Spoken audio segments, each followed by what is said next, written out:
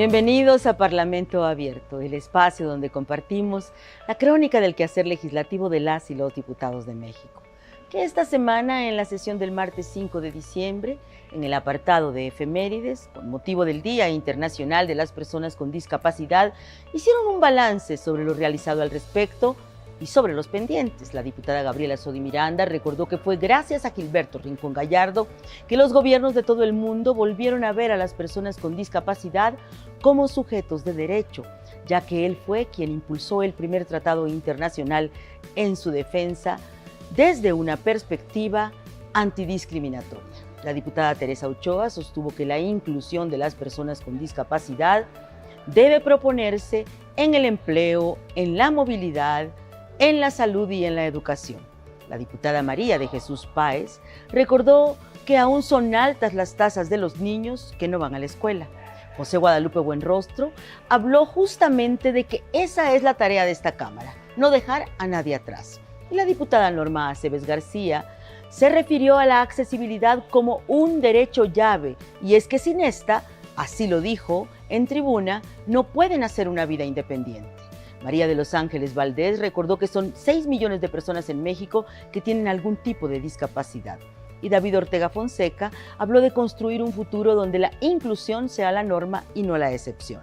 También en esta sesión hubo un minuto de silencio y otro de aplausos en memoria de Juan Pablo Adame Alemán, quien fue integrante de la 62 legislatura y senador suplente en la actual, y a quien representantes de todas las bancadas recordaron por la valentía con la que afrontó el cáncer y su capacidad de diálogo y construcción de acuerdos. Se presentaron 17 iniciativas y hubo debate de posiciones encontradas en torno al Poder Judicial y a Correos de México, instituciones involucradas en el dictamen que hizo modificaciones a la Ley de Amparo y que ese día se aprobó aquí. Vamos a la crónica de entonces. En la sesión ordinaria del martes 5 de diciembre, diputadas y diputados de los diversos grupos parlamentarios presentaron iniciativas en temas relacionados con valuadores profesionales, gastos funerarios, pornografía infantil, acceso a Internet, propinas de trabajadores, especulación inmobiliaria, asistencia social para personas adultas mayores y reclutamiento con fines ilícitos. El diputado Armando Contreras Castillo planteó reformar diversas disposiciones del Código Fiscal de la Federación y de la Ley del Impuesto sobre la Renta en materia de regulación de evaluadores profesionales. Propuesta que surge de la necesidad de contar en nuestro sistema jurídico con un acervo normativo que permita darle certeza jurídica a la actividad de los evaluadores profesionales, la cual repercute en prácticamente todas las transacciones jurídicas. La diputada Itzel Josefina Valderas Hernández presentó una iniciativa que adiciona el artículo 30 transitorio a la Ley del Seguro Social en materia de gastos funerarios. De acuerdo con la Coordinación de Vigilancia Epidemiológica de la Dirección de Prestaciones Médicas, a nivel nacional, en 2022, el IMSS registró más de 186,000 defunciones y en ese mismo año únicamente se tramitaron 118,000 apoyos económicos para gastos funerarios.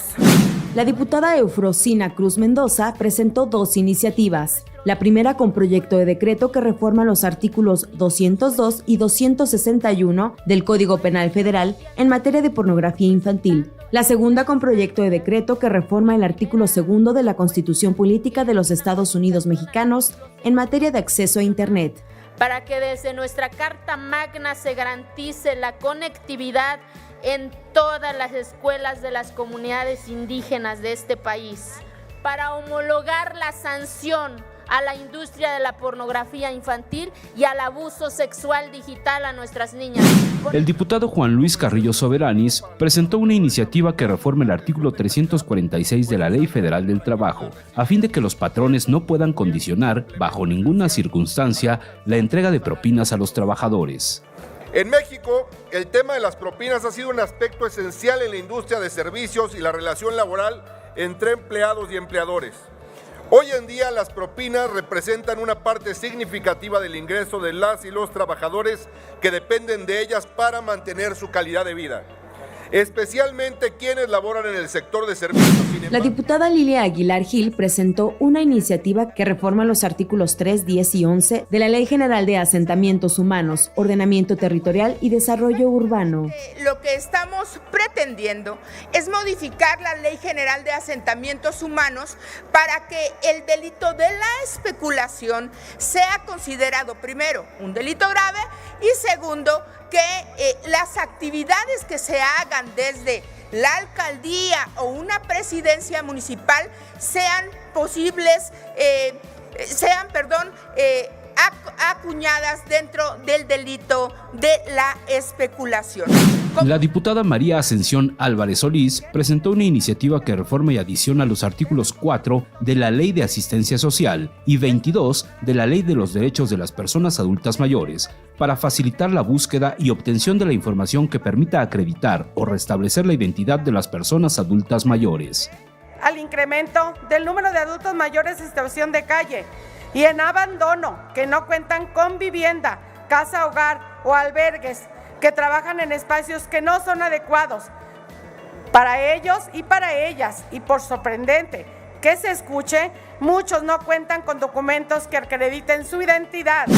La diputada Leslie Estefanía Rodríguez Arabia presentó una iniciativa que adiciona un artículo 201 bis y un artículo 201 bis 2 al Código Penal Federal, con el objetivo de tipificar el delito de reclutamiento con fines ilícitos. En México, la creciente y alarmante generación de violencia, así como el reclutamiento y el atractivo clientelismo de nuestra niñez y adolescencia frente a los grupos delincuenciales que operan en gran parte del territorio de nuestro país, revelan una realidad alarmante, exigiendo nuestra atención y acción inmediata ante esta grave problemática.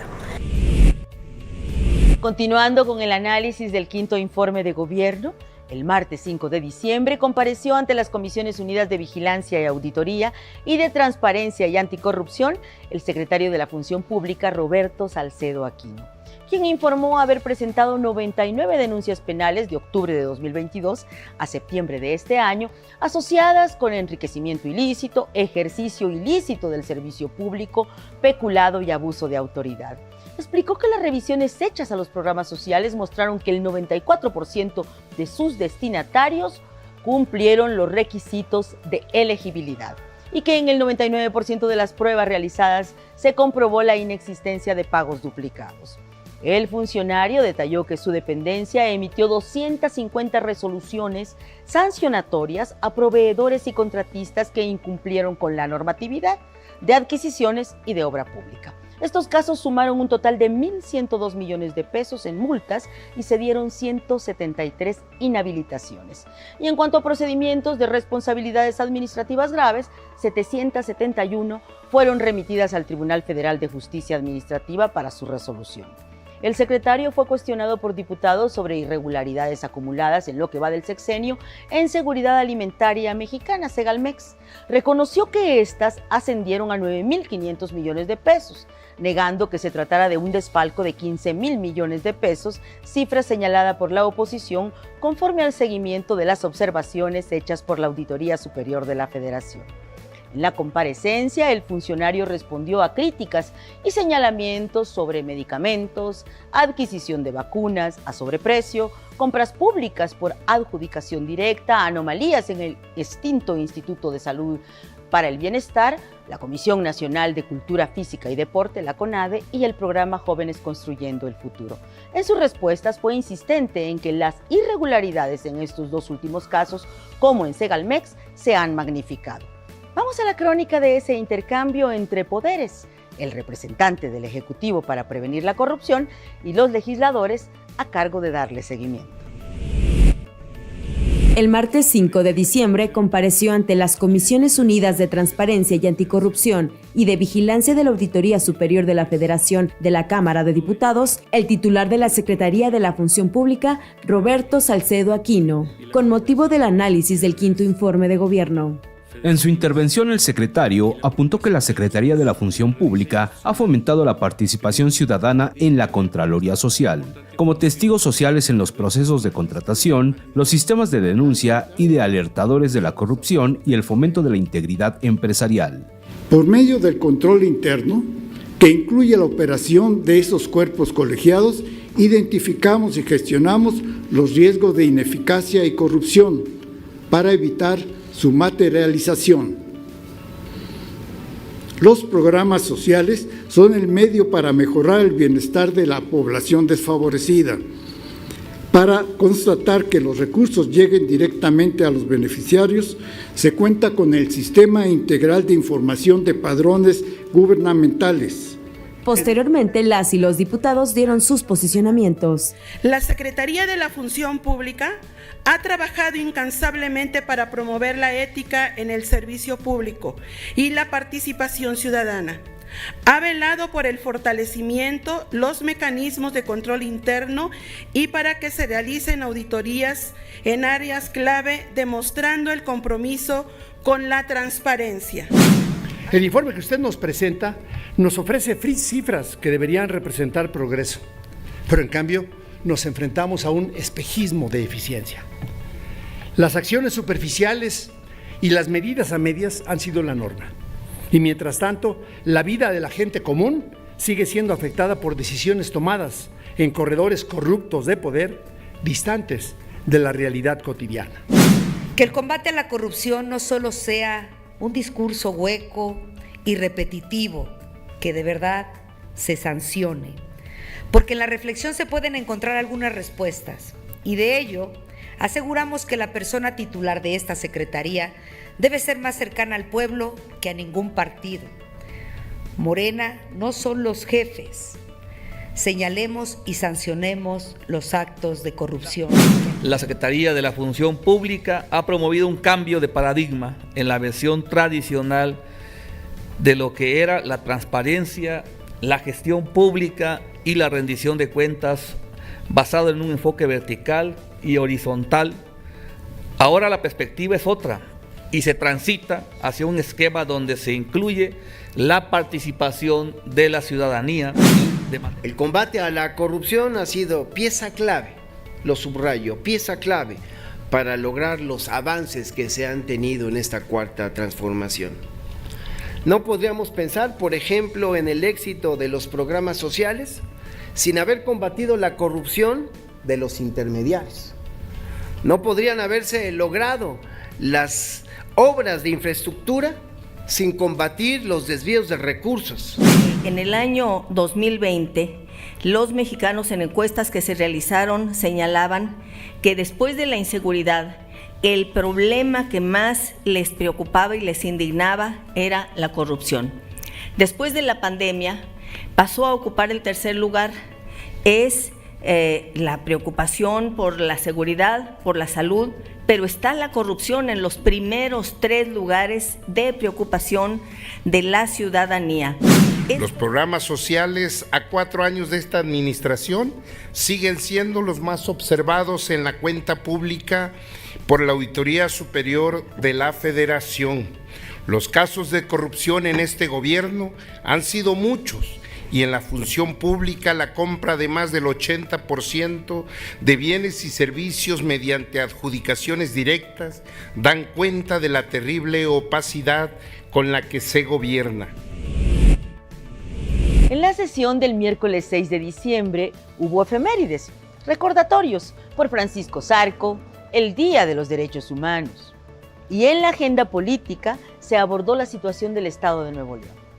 Además, salieron adelante 7 dictámenes relacionados con el tratamiento del cáncer de mama en las instituciones de salud pública. El derecho de las y los niños en su temprana infancia a la recreación, al juego y la importancia de promoverla.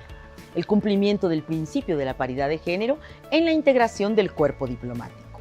La ampliación del concepto de agentes de la sociedad rural para incluir a participantes en la producción, transformación y distribución y comercialización de fertilizantes en la ley correspondiente.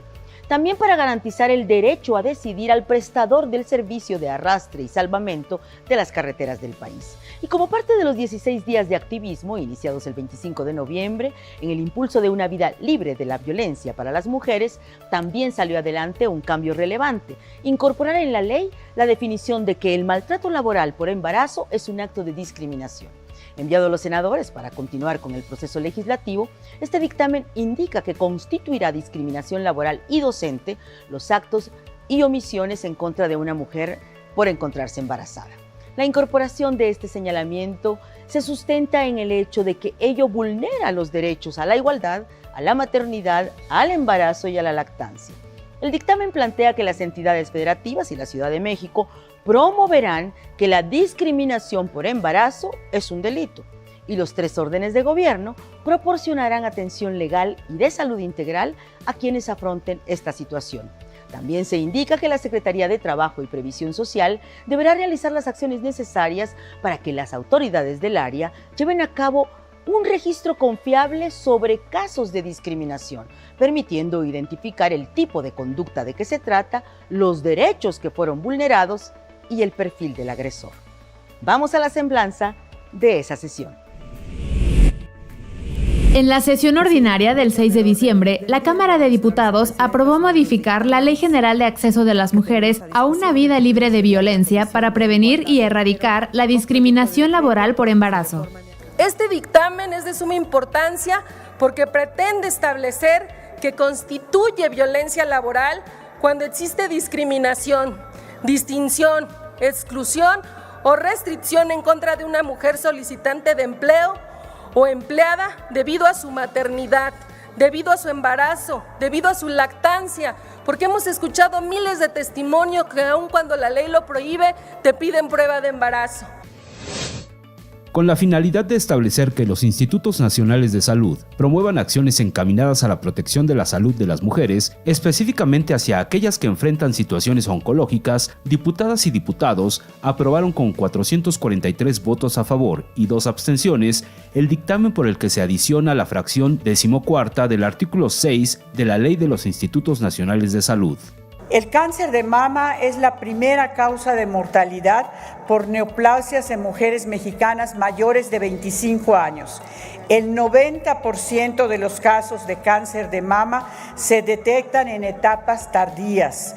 Compañeras y compañeros diputados, la protección de la salud de las mujeres es una tarea fundamental. De igual forma, aprobaron con 444 votos a favor modificar la Ley General de los Derechos de Niñas, Niños y Adolescentes para que los espacios destinados a su descanso y a esparcimiento se mantengan en condiciones óptimas para dichas actividades. En este ritmo intenso de trabajo, de tanto el padre, la madre y a veces los integrantes mayores de la familia, la niñez está en espacios cerrados, abusando del uso de la tecnología u olvidados del esparcimiento libre. Es importante mencionar que el derecho al esparcimiento es un derecho fundamental, básico como el trabajo, la salud, la educación, y nadie debe ser privado de este por razones de género, religión, edad, raza, discapacidad o condición económica. Con el objetivo de que en la designación de embajadores y cónsules generales se procure la paridad de género, el Pleno de la Cámara de Diputados aprobó con 440 votos a favor el dictamen por el que se reforma el artículo 19 de la Ley del Servicio Exterior Mexicano. La paridad de género es un principio constitucional que permite la participación equilibrada, justa y legal, que asegura que al igual que los hombres, las mujeres en toda diversidad tengan una participación y representación igualitaria en la vida democrática de nuestro país. El miércoles 6 de diciembre se conmemoró aquí en la Cámara de Diputados el 20 aniversario de las casas de las mujeres indígenas y afromexicanas, con la participación de varias de las responsables de estos espacios en comunidades y pueblos de toda la República. Fue una oportunidad para repasar lo sucedido durante las últimas 2 décadas, con lo que representa un movimiento nacional de reivindicación de derechos, de denuncia por la discriminación y de construcción de respuestas institucionales, sí, pero que son producto de la organización y de la conciencia de decenas de mujeres que realizan trabajo comunitario.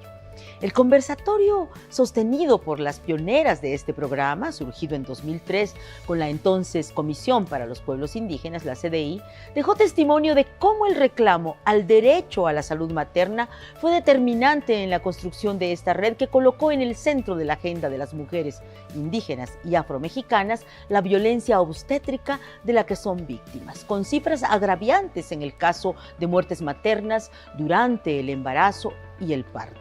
Destinatarias de recursos públicos, estas casas son también producto del respaldo de la sociedad civil y de organismos internacionales y se han convertido en promotoras de la salud sexual y reproductiva, poniéndole un alto al embarazo adolescente y a los matrimonios infantiles, temas tabú hasta hace poco.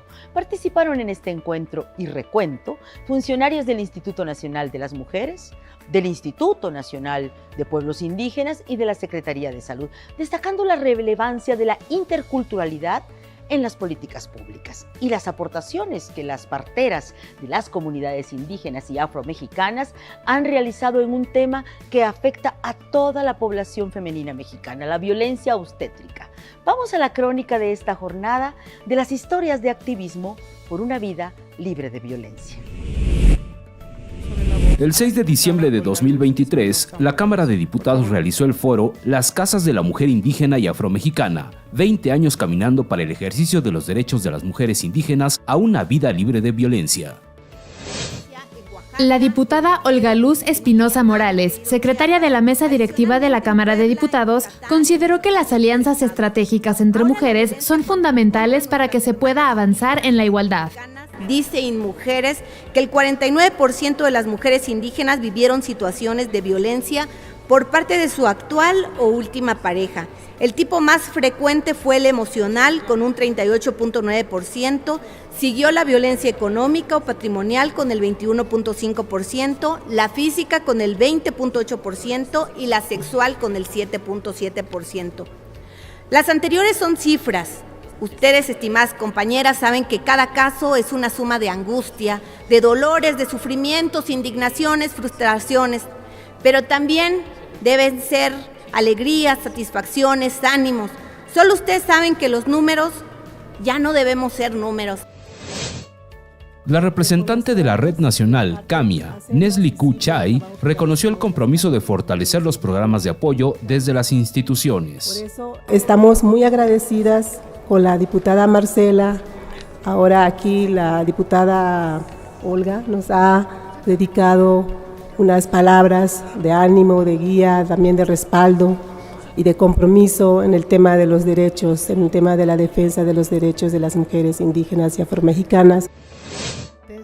La presidenta del Instituto Nacional de la Mujer de México, Nadine Gassman Silverman, informó que actualmente hay 35 casas ubicadas en 17 estados. Estas casas son muy importantes porque primero son operadas por mujeres indígenas y afro de las mismas comunidades, que hablan la misma lengua, el mismo idioma, que conocen a las comunidades y que pueden tener una interlocución local para que las mujeres puedan acceder a todos sus derechos. La diputada Reina Celeste Asensio Ortega resaltó la necesidad de implementar la educación sexual en todos los niveles de estudios. En mis comunidades todavía se siguen embarazando a los 13 años.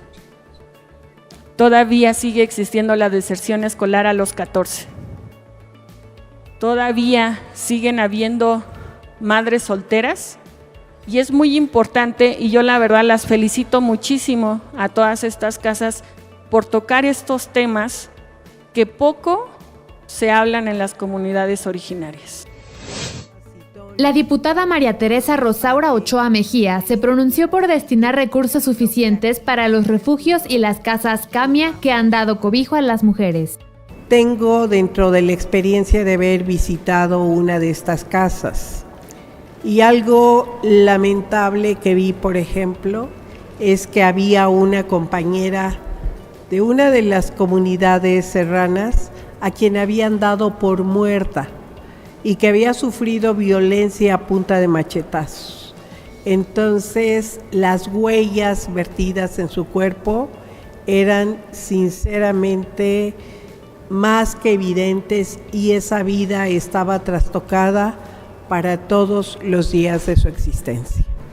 Entonces, saber que puede encontrar un espacio y que la dieron por muerta y la encontraron en una barranca, la abrazaron, la llevaron, la atendieron y les fueron dando ese acompañamiento. La presidenta de la Comisión de Pueblos Indígenas y Afromexicanos, diputada Irma Juan Carlos, expuso que existen 22 iniciativas en materia de participación política de pueblos indígenas y afromexicanos y acceso a derechos fundamentales a la tierra, a la salud, vivienda y educación. Hemos avanzado apenas esta semana pasada, logramos la aprobación en la Comisión de Puntos Constitucionales de la reforma al artículo 2 para reconocer a los pueblos indígenas como sujetos de derecho público, algo histórico, algo que todavía creo que no nos la hemos creído. Termina aquí nuestra emisión semanal de Parlamento Abierto. Gracias por acompañarnos en este espacio que comparte la crónica del quehacer legislativo de las y los diputados de México. Hasta la próxima.